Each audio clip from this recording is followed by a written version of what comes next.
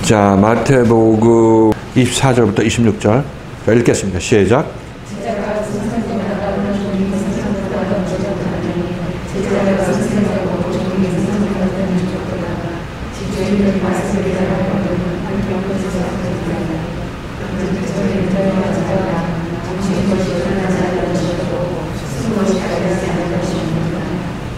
아멘. 제자가 그 선생보다 종이 그 상전보다 더 낫지 못하다. 이게 뭐 자주 우리가 알아봤던 내용이죠. 네, 이거는 세상에서 얘기하는 것, 스승보다 낫다, 아비보다 낫다 이런 얘기하게 되면 세상에서는 이제 가르치는 스승과 제자의 관계에 있어서 스승을 뛰어넘는 제자라 이렇게 얘기를 하고 그 미담으로 이렇게 얘기를 하죠. 그런데 예수께서는 너네들은 제자들인데 나보다 낫지 않다. 그죠? 너네들은 비유적으로 종인데 상전보다 높지 않다. 이렇게 얘기를 하고 있습니다. 이거는 뭐 어떤 세상적인 차원에서 얘기를 하는 것이 아니라 예수의 생명하고 예수의 생명을 받는 제자들하고 제자들이 생명을 받으면 예수의 생명을 받으면 예수와 같이 되는 거죠. 예수에 같이 되는 것입니다. 만일 예수보다 높아지게 되면 예수의 생명하고 제자의 생명하고 제자보다 예수보다 높은 생명이라면 이 생명은 예수의 생명이 아닌 다른 생명이죠. 그죠? 다른 생명이 되는 것입니다. 그렇기 때문에 절대로 같아야 되는 거지 높을 수가 없어요. 낮아도 안 되는 거고 똑같은 생명이 되는 것입니다. 그런 의미로 지금 예수께서 하시는 말씀이죠.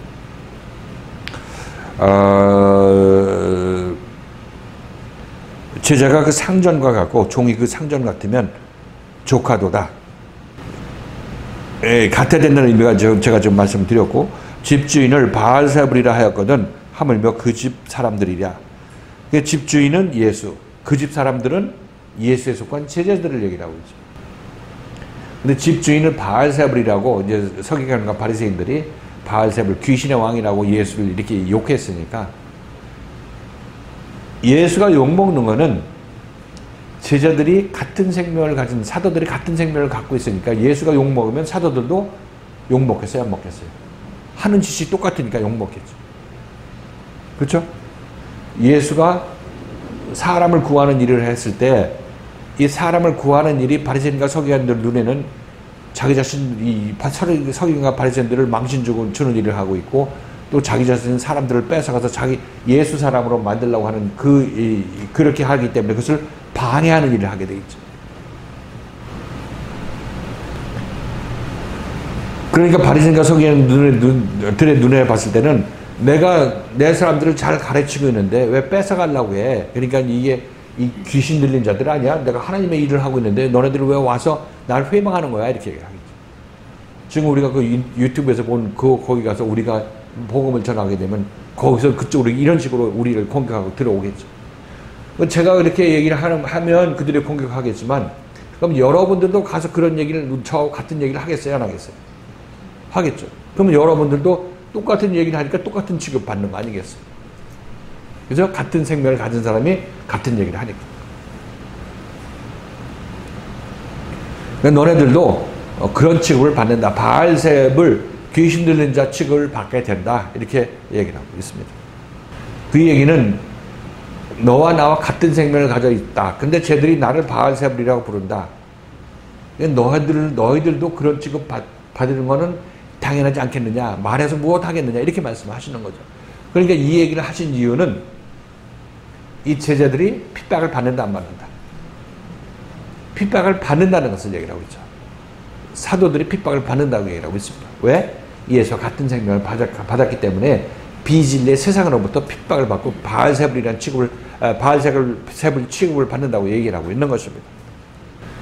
그러니까 이 말씀은 위의 말씀하고 연결된다고 말씀드렸죠. 23절 같이 한번 읽겠습니다. 23절 말씀. 시작.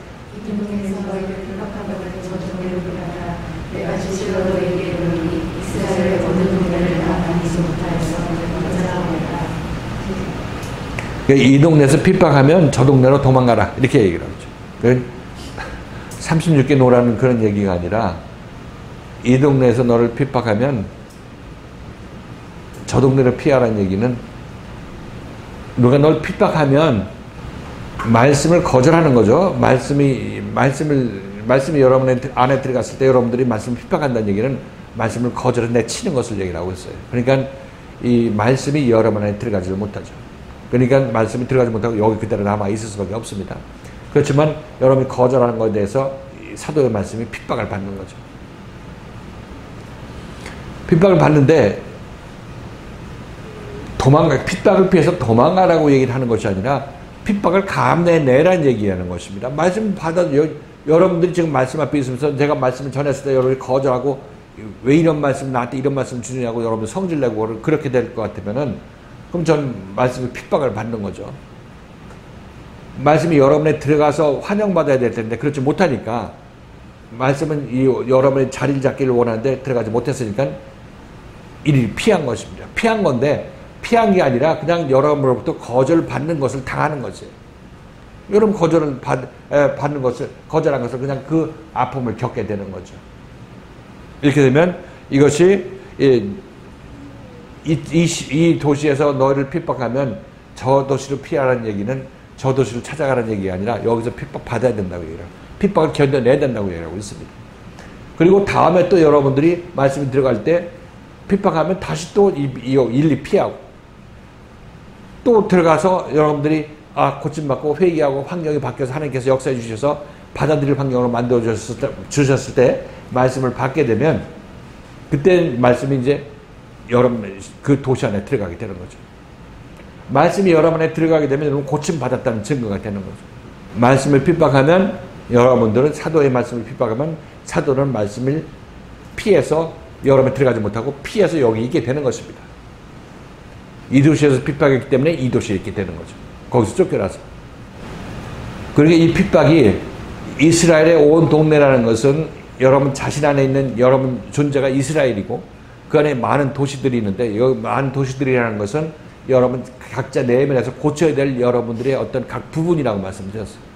교만한 것 또는 두려워하는 것 뭐 이런 것들 전부 다 하나님의 뜻 안에서 고침을 받아야 되는 거죠. 그것이 다 손 본 다음에 다 이스라엘 모든 동네를 다 돌아다녀야만이 누가 온다고요? 인자가 온다고 그랬습니다. 이것도 사실상 물리적인 생각으로 해서 이 난해구절이라고 얘기를 하고 있어요. 인자가 온다는 얘기가 무슨 얘기냐? 재림 때 오는 거냐? 아니면 오순절 때 오는 거냐? 몰라가지고 이렇게 방황하고 있는 것입니다.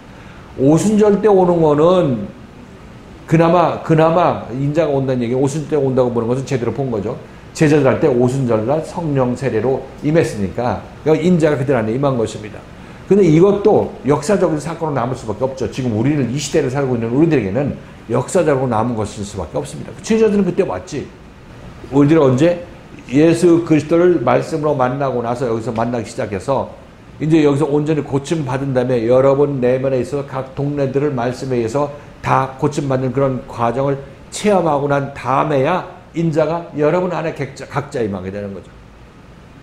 그러니까 오순절 성령 세례는 제자들은 오순절에 일어났지만 여러분 개개인의 오순절은 각자 별도의 개개인에게 있게 되는 때라고 말씀드리는 것입니다. 이게 인자가 온다니. 그러니까 이게 진리적으로 성경을 읽는 거 아니에요? 그 모든 사람에 적용되는 거잖아요. 진리란 말씀이 어느 특정한 역사 속에 어떤 한 사람에게만 적용하고 특정한 사람에게만 적용되는 것은 진리가 될 수가 없죠. 그리고 우리가 이 성경 말씀을 기껏 영적으로 읽는다 할지라도 이 제자들이 베드로 일행들이 오순절 성령 세례 받았을 때 예수에 의해서 각 그 제자들 마음속에 있는 각 도시를 말씀으로 다 고침을 다 받았을 때가 십자가 사건이 일어날 때 아니겠어요? 그때가 온 동네를 다 돌아다녔을 때 그때 말씀이 다 받아들이게 되었을 때 그때 십자가 사건이 일어나게 된 것입니다. 그 뒤에 이제 때가 되어서 오순절 성령 세례 때 완전하게 그리스도가 그들 마음속에 임하게 되었을 때 성령이 임한 것이고 인자가 그들 안에 임하게 된 것입니다. 이렇게 됐을 때 이제 인자는 이 오순절 때 성경의 기록을 보면 베드로와 그 제자들한테 임했죠. 제자들 안에 임하게 됐을 때 이제 제자들은 완전히 변하게 되었습니다. 그렇게 되면 그러면 그건 제자들의 경우에 그렇게 했던 것이고 지금 우리는 어떻게 될 것인가 이것에 관해서 생각해야 되는 거죠.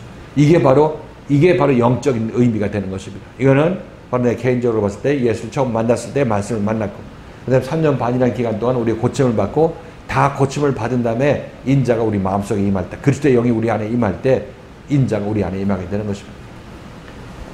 이 얘기를 하다가 보니까 어떻게 인자가 임한다는 그 얘기를 계속 하게 되는데, 인자가 임한다는 얘기는 예수가 하나님의 아들로 우리 눈앞에 와서 우리를 다 고친다면 내 안에 영으로 오게 됐을 때는 이제 영으로 임할 이때는 예수가 내 안에 인자로 임하게 되는 것입니다.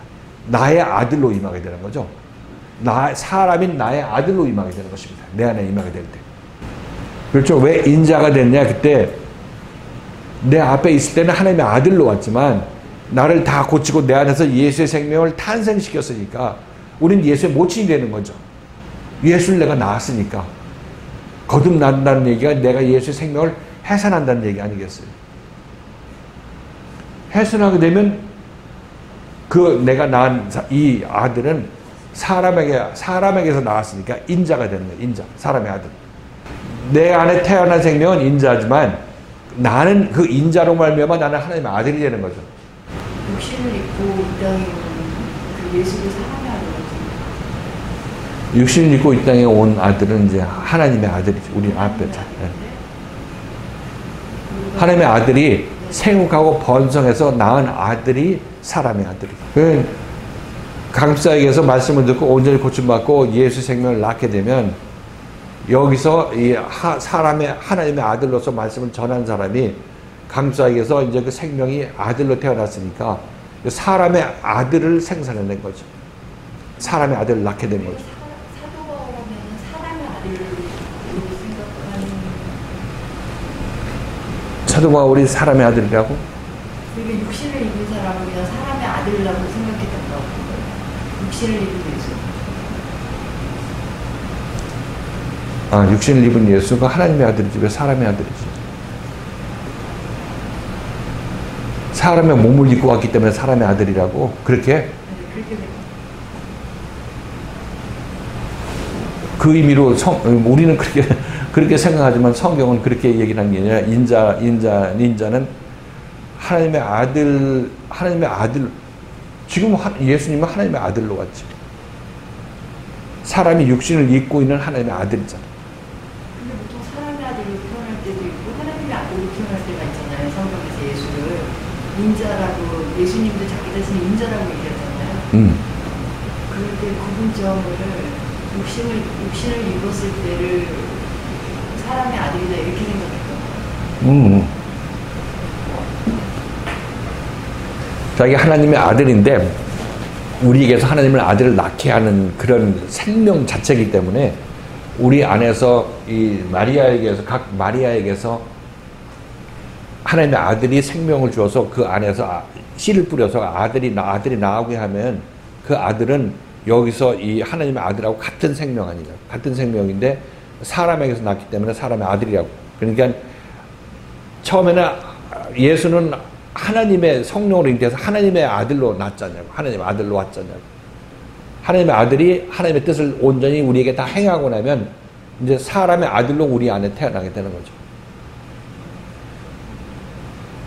그 사람에게서 난 자를 사람의 아들이라고 얘기를 하는데 그 사람의 아들이 곧 이 사람이 예수죠. 그러니까 예수가 자기를 낳은 제자를 놓고 모친이라고 얘기를 하죠. 모친으로. 나를 낳은 모친이라고 얘기를 하잖아요. 근데 예수가 스스로 인자라고 할 때는 그거는 지금 여기서 인자라고 하는 건 우리가 오순절 성령세례를 거쳤을 때 나에게서 잉태된 예수를 인자라고 하는데 예수 스스로가 인자라고 할 때가 있잖아요. 예수 스스로 인자할 때는 거기서 우리에게서 나를 생명을 구원받을 자를 구원해줄 그때까지 생각해서 그때를 인자라고 하는 거죠. 그러니까 인자는 하나님의 아들이 사람의 아들로 태어났다. 그 의미로 그 인자를 볼 게 아니라 지금 얘기한 대로 예수께서 하시는 그 말씀, 예수가 자기 자신을 얘기할 때 하나님의 아들이라고 얘기할 수도 있겠고, 내가 하나님의 아들이 생명께서 번성한 생명을 놓고 자기가 사람의 아들이라고 얘기할 수 있겠고, 그거는 그 예수께서 하실 때 내가 인자라고 얘기하는 것은 그것을 염두에 두고 얘기를 하는 거라고. 내가 생산해낸 아들, 그 아들을 그 남에게서 태어난 내 생명, 그걸 놓고도 얘기를 하는 거니까 그 문맥에 따라서 내가 그냥 사람이 단순하게 육신을 입고 온 아들이라는 그 차원에서 얘기를 하는 것이 아니라고 얘기를 하는 거예요. 근데 여기서 23절의 인자는 영으로 오신 예수, 그러니까 내 안에서 이제 내가 온전히 성령을 하나 됐을 때 인자를 얘기하는 거잖아요. 그래서 인자가 우리라는 그 인자는 내 안에서 난 아들을 얘기하는 거기 때문에 제가 생각하는 게 틀린 게 맞는 것 같아요. 여기서 이제 인자가 우리라는 본인이 생각하는 게 틀린 게 맞은 것 같아? 아니 그러니까 보통 예수가 인자라고 할 때는 아직 그 예수가 그러니까 미래적인 인자지 그러니까 미래적으로 나올 예수를 얘기하는 거지.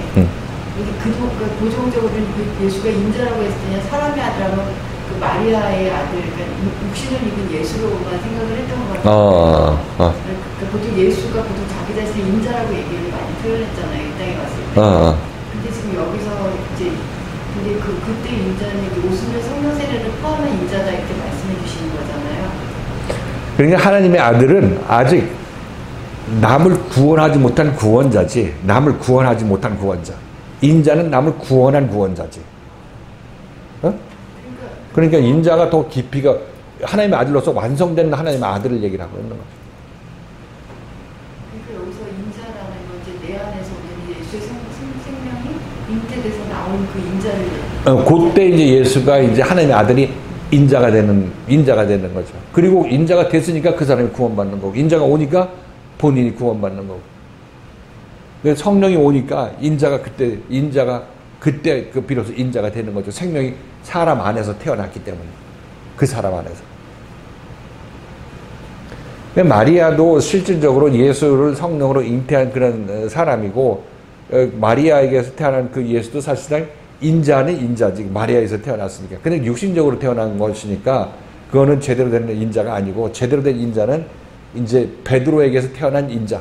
오순절 성령 세례 때 베드로가 변화된 그 사람이 예수께서 인자라고 얘기를 하는 거죠. 그래서 성령이 임함으로 말미암아 인자가 완성되는 거죠. 그죠? 우리 안에서. 문제는 이제 그때까지 핍박이 있다는 얘기를 하고 있는 거예요. 핍박이. 사도는 그때까지 핍박이 있다고 얘기를 하고 있는 거죠. 사람의 아들이란 그 뜻이 굉장히 깊은 거. 깊죠. 깊어. 예, 그러니까 지금 단순하게 사람 육신을 입고 왔다 그렇게 마리아 요셉과 마리아 사이에 태어났다 그 의미가 아니라 여기 인자는 좀 깊은 사람이에요. 하나님의 아들은 큰 자, 존경받을 자 이렇지만 인자는 이제 우리가 봤을 때 정말 사람의 아들, 진짜 사람의 아들로 사람의 아들이니까 우리가 봤을 때 이 사람이 육신을 입고 하나님의 참다운 아들로서 역할하게 되는 그런 아주 완성된 하나님의 아들이라 이렇게 표현할 수 있어요. 완성된 하나님의 아들로서 그 구실을 다 제대로 했을 때 그 사람은 인자가 되는 거죠. 사람의 아들이 되는 거죠. 그래서 그 기간 동안 하나님의 아들, 그러니까 사도들이 하나님의 아들들이죠. 하나님의 아들들의 말씀이 핍박을 받죠. 우리 안에서. 우리가 사도를 핍박하면, 우리가 말씀 앞에 있으면 그 사도를 핍박한 것에 대한 또 하나님의 조명, 그리스도의 말씀의 조명이 있기 때문에 사도를 핍박하는 것은 곧 여러분 자신을 핍박이라고 또 고난을 불러오는 거예요. 그러니까 사도들을 핍박하면 우리가 또 고난 받는 거죠. 그 핍박한 내가 고난 받는 거예요. 근데 내 안에서 사도의 말씀, 예수의 말씀이 들어오고 이걸 거절하고 딴짓하게 되면 말씀에 책망이 들어오니까 나에게 핍박이 오는 거예요. 내가 사도를 핍박한 것에 대해서 그것에 대해서 하나님의 징계가 또 따라오기 때문에 이것을 사도를 핍박한 것에 대해서는 우리가 끌어들이는 또 내 자신이 말씀에서 핍박받는다 이렇게 생각하게 되는 거죠. 그 의미로 얘기를 하고 있는 거죠. 그러니까 사도를 핍박하는 게 유대인들이었지만 내 안에도 유대인의 생각이 있죠. 힘들고 어렵다는 그 생각 때문에 내 안에 있는 그 말씀의 생각을 거절하게 되고 핍박하게 되는 거죠. 그렇게 되면 또 내 앞에 있는 그 말씀에 의해서 책망받게 되는 거고. 이거는 내가 사도를 핍박할 때까지 나는 내 스스로 핍박을 예약하고 있는 거죠. 핍박이라기보다도 채찍질과 징계를 예약하고 있는 거죠. 같이 맞물려 있으니까 어차피. 그것이 이제 계속된다고 얘기하고 있어요. 계속되고 있고. 그래서 이제 너네들이 그 핍박받는 건 당연하다. 잘 나가야 된다는 그 의미로 얘기를 하고 있는 거죠. 그래서 그런즉 저희를 두려워하지 말라. 감추인 것이 드러나지 않을 것이 없고 숨은 것이 알려지지 않을 것이 없느니라. 그러니까 저희를 두려워하지 말라. 이건 뭐 유대인들을 두려워하지 말라. 너희를 핍박하는 유대인들을 두려워하지 말라. 이렇게 우리가 이해할 수 있겠죠. 그렇지만 이것은 여러분 안에 말씀을 거절하는 생각들이 유대인의 생각들이죠. 그런 생각들이 일어나는 것을 두려워하지 말라. 그런 생각이 일어나서 말씀을 거절하면 또 여러분들은 또 책망을 받죠. 말씀에서 왜 그랬냐고 책망을 받죠. 그러니까 어떻게 보면 이게 내가 다 유발하는 건데, 책망을 유발하고 꾸지람을 유발하는 건데 뭐 어쩔 수 없죠. 그거는 우리는 뭐 피할 수가 없는 것입니다. 그러니까 여러분들은 마음속에 각인되는 생각이 나는 맨날 책망만 받고 맨날 채찍질만 당한다 이렇게 생각하게 되겠죠. 그러니까 걱정하지 말고 두려워하지 말라. 그런 책망이 있고 그런 두려움이 있게 되는 것은 너네들 걱정하지 말아라. 이 얘기는 어떻게 보면 유대인들을 걱정하지 말아라 이렇게 얘기를 하는 것 같지만 실질적으로 네 안에서 그 악한 생각들 그것 때문에 너가 책망을 받는데 너무 그거 두려워하지 말아라 이렇게 얘기를 하고 있는 것입니다. 왜? 그것들이 고침받을 때 일어나는 현상들이기 때문에 그런 것을 책망받을 때 감추인 것이 드러나지 않을 것이 없고 이 감추었다는 얘기는 예수에 의해서 내가 고침받을 때 생명이 완전히 자라나지 않았죠. 내가 완전히 변화된 것 같지도 않습니다. 그렇기 때문에 이때를 감추었다고 얘기를 하고 있는 거예요. 지금 여러분들도 지금 말씀에서 고침받는 이 과정을 접하고 있는데 이것이 완전히 여러분들 다 고침받았다, 보냄받았다 이렇게 아직 그것이 꽃피지 않았기, 열매를 맺지 않았기 때문에 지금은 감춰져 있어요. 지금 가끔 밖에 말씀하고 비교해보면 조금 숨으실만 하구나 이렇게 생각을 하지만 아직까지 완전히 다 고침받지 않았기 때문에 완전한 열매가 아직 감춰졌다 얘기를 하고 있습니다. 감춰졌다는 얘기는 생명 안에서 생명이 자랄 때 완전히 꽃이 피고 열매가 맺기 전까지 그때 그 기간을 감춰진 기간이라고 얘기를 하고 있는 거예요. 감춰진 기간. 제자들도 3년 반 동안 고친 게 없었다고 얘기를 하고 있죠. 고친 게 없었던 게 아니라 실질적으로는 영적으로 많이 자랐기 때문에 오순절날 성령 세례가 임할 수 있었던 것이죠. 그런데 이 제자들이 다 고침받은 것은 십자가 사건 이전에 아무것도 안 고친 것 같았던 그때 완전히 완성됐던 것입니다. 완성됐기 때문에 성령이 임하는 것입니까? 그렇죠? 그러니까 내가 감췄던 것들이 다 드러날 때가 되었기 때문에 성령이 임하는 것입니다. 우리 생명은 특별히 이 예수의 생명은 3년 반 동안 감춰져 있다가 이제 십자가 사건 거치고 오순절 성령 세례 때 온전히 드러나게 되는 것입니다. 우리가 지금 말씀에서 고침받을 때도 처음에는 안 고쳐지는 것 같지만 불현듯 어느 순간에 다 고침받아서 성령이 임하게 되는 것입니다. 그러니까 우리가 여기서 예수께서 말씀하시는 것은 두려워하지 말고 낙심하지 말고 끝까지 견디는 자가 구원받는다고 하신 말씀도 그 기간 동안에 우리는 전부 포기하기 때문에 그런 거예요. 감추어진 것이 아직 드러나지 않았을 그때 아무것도 안 일어나는 것으로 생각하고 포기하기 때문에 말씀에서 탈락되는 것이라고 얘기하고 있는 것입니다. 열매 맺는 것. 구원에서 탈락되는 이유가 감춰진 일 때 우리가 잘 견디지 못하기 때문에 감춰진 때 잘 겪어나가야 되는데 견디지 못하기 때문에 우리는 낙심하게 되고 거기서 탈락하게 된다. 이렇게 말씀드리는 거죠. 감춰진 것, 숨은 것 언제든지 알려지게 되어 있습니다.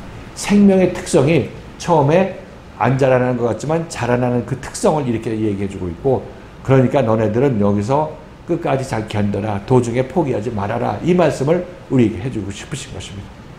뭐 세상에서 뭐 비밀이 없다 이런 얘기 차원하고 문제가 틀린 거예요. 그래서 생명 안에서 자라날 때 그 자라나면 보이지 않지만 그러나 자라나지 않는 것이 아니다. 이렇게 말씀하시는 거죠.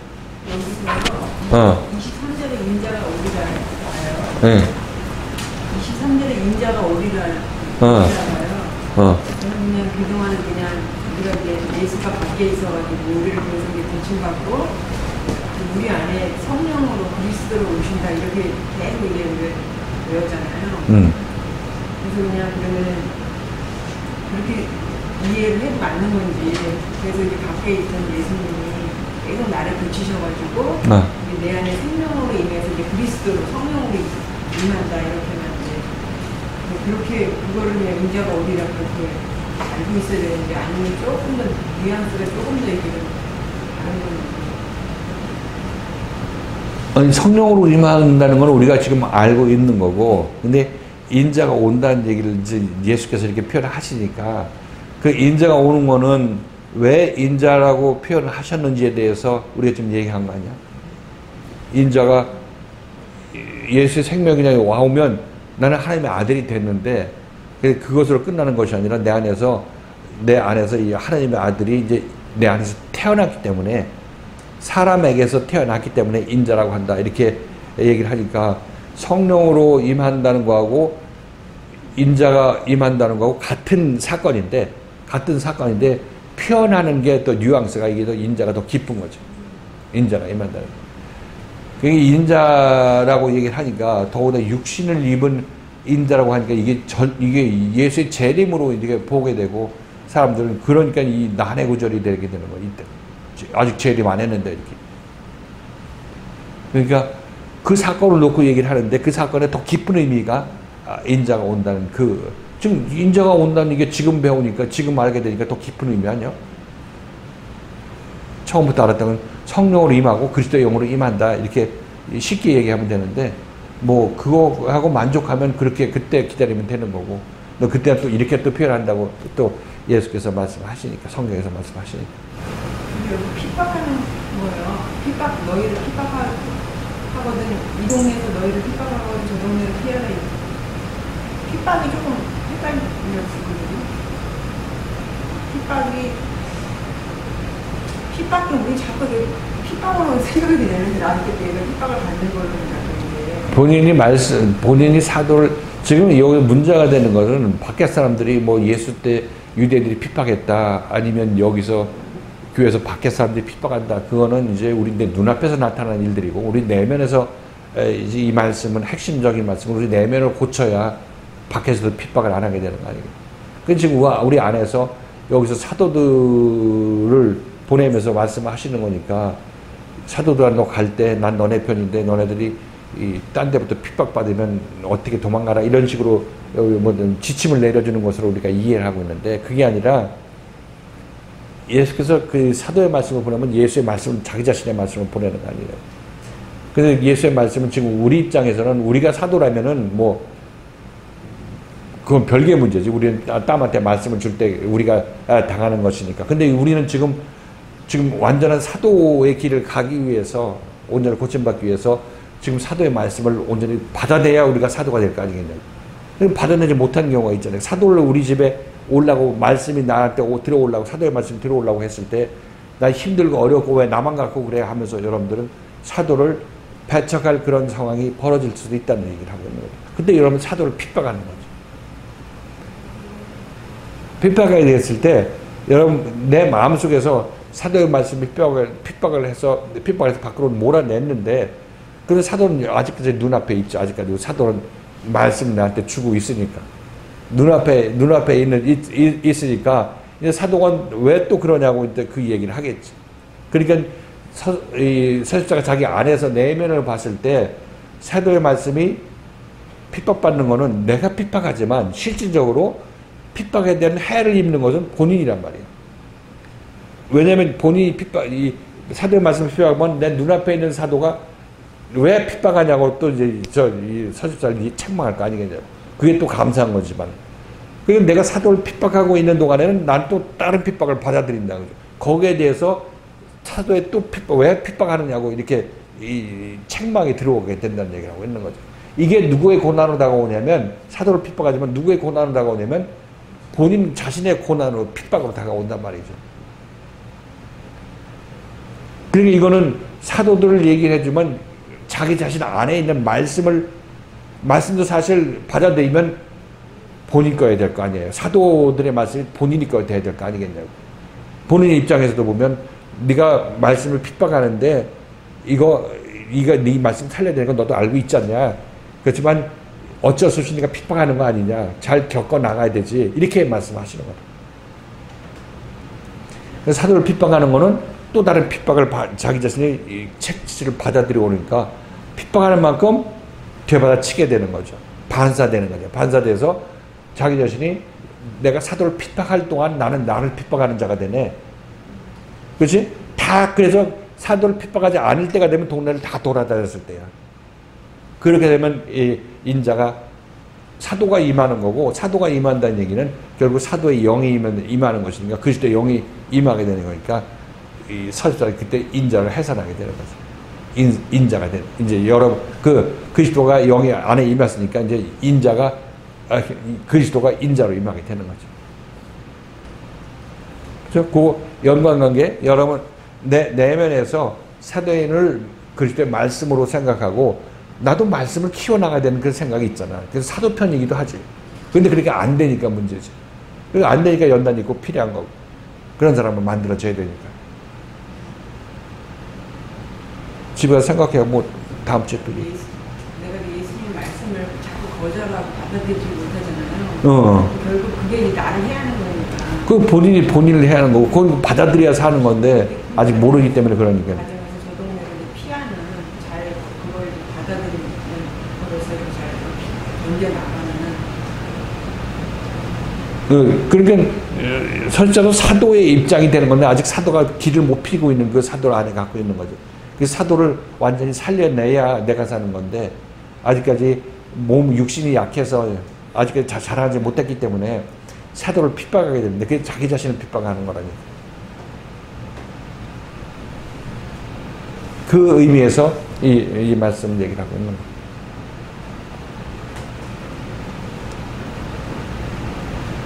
조금 더 한번 생각해보고 그게 내 안에서 그러니까 이 말씀도 결국 서십자를 위해서 해주는 말씀이잖아요. 내 안에는 사도의 생명이 있는데 그래서 계속 누르려고 하는 그런 몸짓을 내가 보이면 사도를 핍박하는 것이니까 사도의 말을 핍박하고 사도의 준 생명을 핍박하는 거죠. 그러니까 내 안에서 가인이 계속 아벨을 죽이려고 하는 그런 모습입니다.